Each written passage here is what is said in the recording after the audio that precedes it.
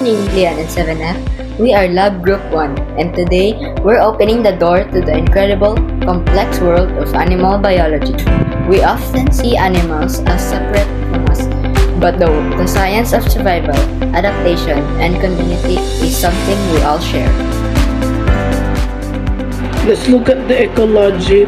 Think of it as a perfect structure city where every creature has a defined job.